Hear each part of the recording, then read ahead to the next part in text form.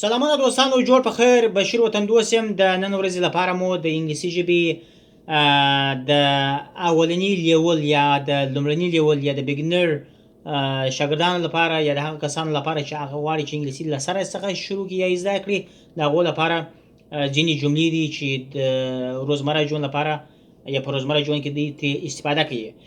د نن ورځې اولنۍ جمله ده هلو یا های یا هی.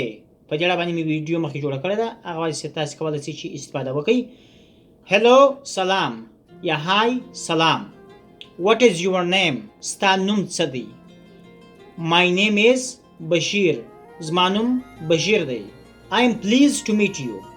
I am pleased to meet you. ډېر خوښ یم چې ستا سره ګورم یا تا وینم. See you soon. See you soon. ډېر ژر به سره وګورو یا سره ووینو. ګوډ بای د خدای په امان. ګوډ بای د خدای په امان. thank you. thank you. مننه، تشکر. thank you very much. ډېره مننه. thank you so much. هم ډېره مننه. هر یو چې استعمال کې صحیح راځي. I like you. کله چې ته یو څوک د خوښیږي، مثلا د چا څوک خوښیږي او انسان یې خوښیږي، مثلا داسې په غلط شکل باندې نه، یو څوک د یو چا ته خوند ورکوي، څه ورته وایي I like you. مثلا یو شی دې خوښیږي، ته چې وایي I like it. I like this pen. I like my phone. I like this watch. I like my shirt. I like this color. I like the carton. دې ټول چې وایي استعمالولی شي like چې مثلا ستا خوښیږي، ستا ته خوند ورکوي. او You are too funny.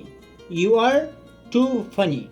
ته ډېر رشخند یې، ته ډېر جالب یې، ته ډېر مسخراچي یې. You are too funny. ته ډېر، ځینې خلک دي ډېر ساتیري خلک دي، مثلا سړي سال سره تېرېږي، ټوکیان دي، ټوکې کوي. You are awesome. You are awesome. ته ډېر په زړه پورې، یعنې په دې معنی چې ته ډېر جالبه یې، چې موږ تاسې وایو چې ډېر جالبه، ته یو ډېر جالبه انسان یې. You are very awesome man. You are a very awesome woman. Yeah, girl.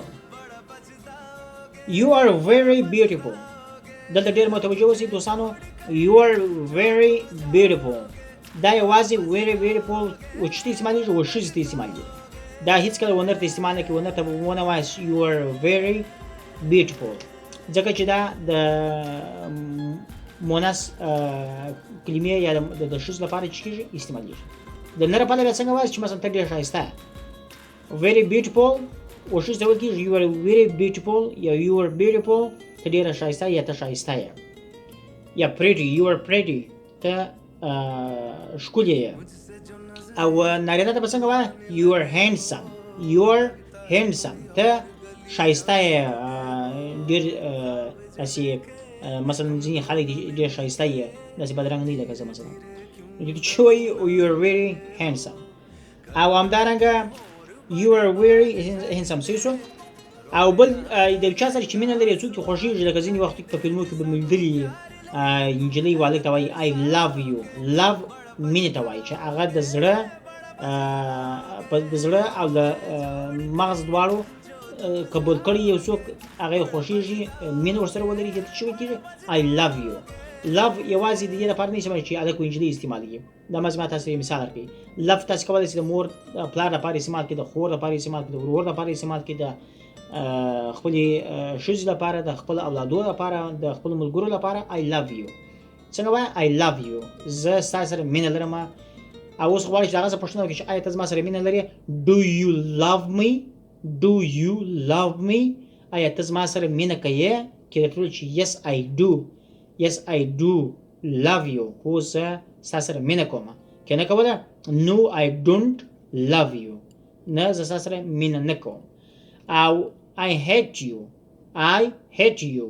زه ستا څخه نفرت کوم، یعنی نه مې خوښېږي، خوند نه راکوي، مینه نه درسره کوم. څنګه وایي I hate you.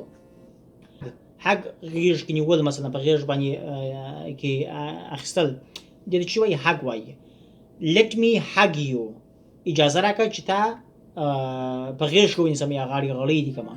let me hug you په امریکایي انګلیسي کې څنګه وایي let me hug you او مثلا he hugged her she hugged him او تاسو کولای شئ چې دا hug me I want to hug you د ټول چې ول کېږي په غېږ کې نیول یا زه غواړم په غېږ کې ونیسم یا دې په غېږ کې ونیوي یا دا په غېږ کې ونیوله I want to hug my mother I want to hug my mom زه غواړم زما مور په غېږ کې ونیسم I want to hug my father زه غواړم زما پلار په غېږ کې ونیسم نو دې ته چې وایي hug وایي د بلې ویډیو د خدای په امان